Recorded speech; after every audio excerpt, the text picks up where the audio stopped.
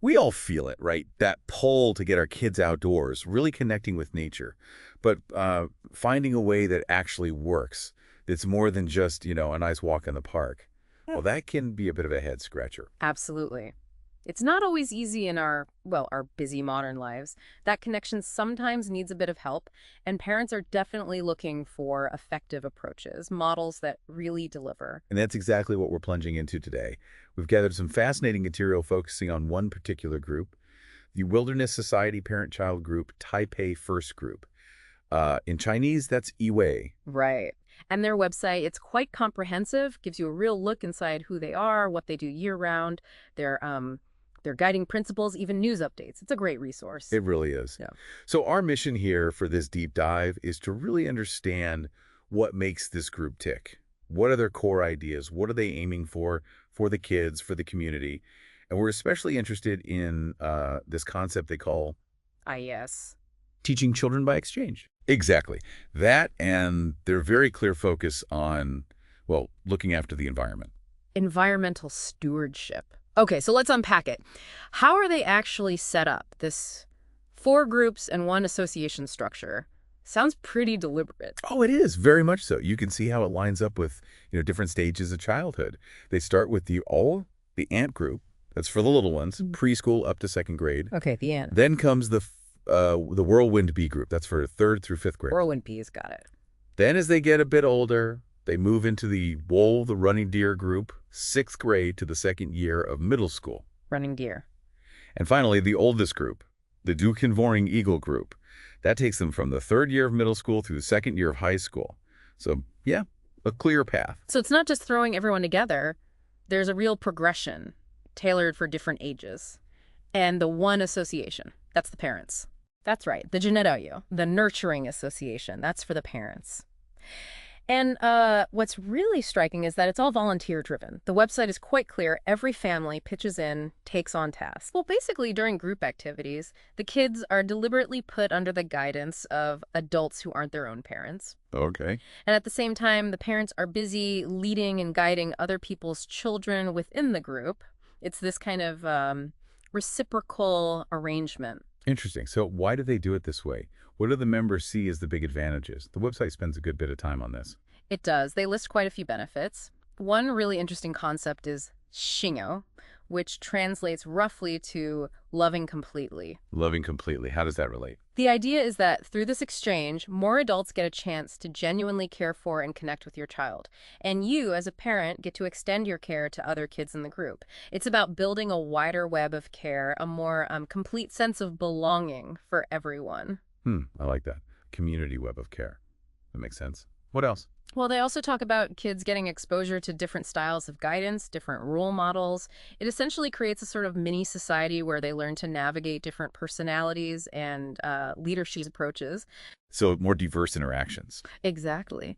And another point they raise is avoiding that overfamiliarity trap. Sometimes it's hard for parents to strike the right balance with their own kids, maybe too lenient, maybe discipline is tricky. Right. They find kids might actually listen better, be more receptive to guidance from another adult who doesn't have that built-in parent-child dynamic. Yeah, I can see that. Sometimes a different voice just cuts through, doesn't it? Precisely. And it's also seen as a way to build independence. Social skills, too. Kids learn to adapt, become more resilient by being in different settings with different leaders. And for the parents. Yeah. Is there a benefit for them? Oh, definitely. They get huge insights into their own parenting by watching other adults interact with their child and by hearing feedback from the guides who led their kid. It's like holding up a mirror sometimes. Ah, so it's learning for the adults too. Reflection. Absolutely. They even talk about a virtuous cycle. Parents start to see their own kids' strengths maybe more clearly through another adult's eyes, and they also learn to spot and appreciate the talents in other children. It shifts the focus, from just my kid to the growth of all the kids. That's quite profound. There was also mention of a buffer distance. That sounds intriguing. Yes. The buffer distance. It gives parents a bit of emotional space. Like, if you see another child doing something challenging, you can think about how you might react more objectively without that immediate emotional charge you have with your own child. Right, you're not instantly triggered. Exactly. So it can help parents develop maybe more thoughtful responses when similar things happen with their own kids later. It's almost like a practice run. That's a really smart way to think about it, getting perspective. And often parents get to see sides of their kids they don't see at home. You know how kids can be different in different environments. Oh, absolutely. So the guides might see capabilities or personality traits that just don't come out in the same way within the family unit. They also make this lovely point about expanding the network of caring adults. They joke about it being like giving your child lots of honorary godfathers and godmothers. Huh. That really paints a picture of a tight-knit community. It does. And think about the education aspect. The kids are exposed to parents from all sorts of backgrounds, different jobs, different interests, different ways of thinking.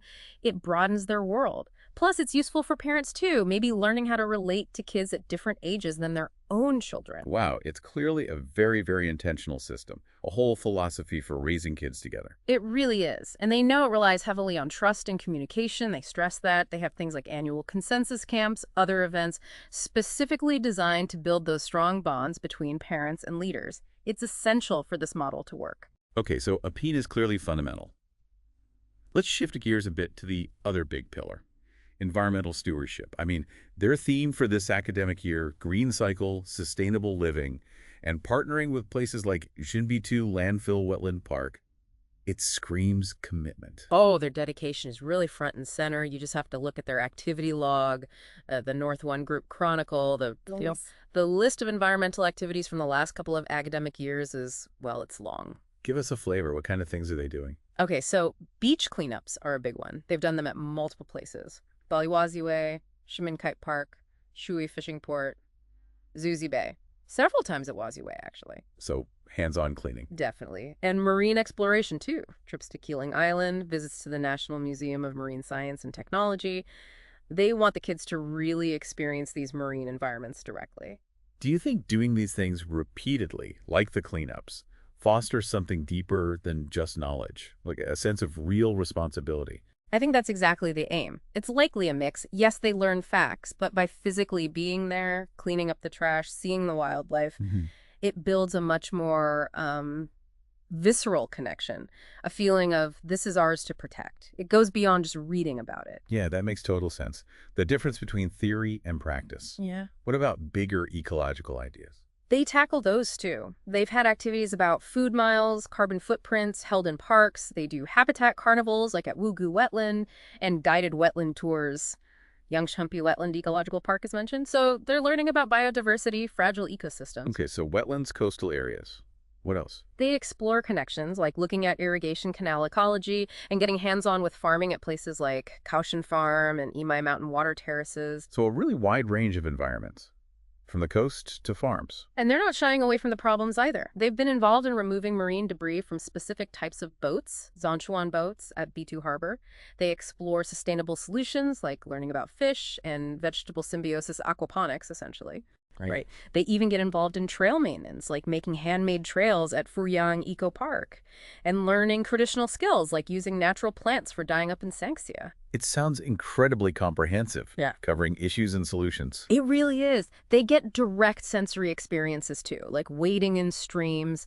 They've even guided activities themselves at sensitive spots like the Guanyin Algal Reef, which shows a real depth of knowledge and respect. Wow. Plus things like promoting cherishing food, learning about waste disposal at places like the Nangang Shanshui Green Ecological Park, and even visiting National Taiwan University to learn about cutting-edge environmental science, green miracles, they call it. It's amazing how deeply embedded this environmental thread is through everything they do. And it scales up. The website mentions their 2025 national camping event. Environmental protection was huge there. They managed to generate only 102 kilograms of waste for 1,800 people. Wait, 102 kilos for 1,800 people. That's incredible. Was that a specific goal? Oh, absolutely a goal. It took a lot of planning and effort. They really pushed reusable utensils, water bottles, big emphasis on pre-event communication. They had clear waste sorting stations, volunteers guiding everyone. And, like you noted, they cleverly used recyclable materials for games and activities, reducing the need for new stuff and showing waste reduction in action. That's serious commitment. And at that same camp, they had a course called Climate Change on the Dining Table, focusing on food miles, eating local, just reinforcing the message. That level of integration is really something. It's not just a topic they cover, it's how they operate. Exactly. Which leads naturally into the third piece, doesn't it? The community itself, the shared experiences. Because while the philosophy and the environmental work are key, none of it happens without that strong bond between the families. Yeah, the reports mention these big events, mid-year hikes, parent training camps, a big 25th anniversary bash. Those must be huge for building community spirit. Does the website hint at the more informal support systems, like parents helping each other out outside of scheduled stuff? It definitely points to a strong culture of mutual support beyond the official calendar. You get the sense parents are sharing info, resources, maybe organizing their own small get-togethers. That shared belief in the group's way of doing things, especially the be-send part, seems to create a really strong sense of we're in this together. Right, that shared purpose would naturally foster support. And the reports are full of little stories, people pitching in, helping each other during events, even small traditions like that natural name exchange at the big camp where everyone picks a nature name for the event. It sounds like a fun, unique way they build connection. Yeah, little things like that add up. They really do. All these experiences, big and small, create that feeling of belonging, reinforce who they are as a group, and honestly, a system like 8U, it needs that solid foundation of trust and communication to really thrive. Okay, so let's try and wrap this up. Our deep dive into the Jorin, the Wilderness Society, Parent-Child Group, Taipei First Group. We've looked at their really unique philosophy, how it gives kids diverse experiences and builds strong bonds between families. Right. We've seen their deep, active commitment to the environment, shown through just a massive range of activities and learning. It really does feel like this model is a kind of, well, maybe a shortcut to helping kids develop in a well-rounded way within a really supportive community that values nature. Yeah, I think shortcut is an interesting word. It's definitely an intensive, focused path. And it seems like that core idea where parents are so involved with each other's kids, that probably builds a really strong sense of shared ownership, which then feeds into their amazing environmental work. Does that sound Oh, right? so that's a very fair connection to make, yes. The way their philosophy, their community, and their actions are all intertwined. That's what makes them stand out. It really gets you thinking, doesn't it? Yeah. How could we maybe apply some of these ideas, that shared responsibility, the diverse mentoring from other parts of our lives, other communities, maybe even schools? It really highlights what collective effort can do, raising kids who care about the planet and are well-adjusted people. It certainly does. It makes you wonder how we could encourage more of that shared investment, widen those circles of positive influence for kids and for our communities overall. Absolutely. So for everyone listening, if this sounds intriguing, if this model sparks something for you, definitely look into the Wilderness Society or maybe similar parent-child nature groups where you live. It might just give you a fresh angle on connecting kids with nature and building stronger communities while you're at it.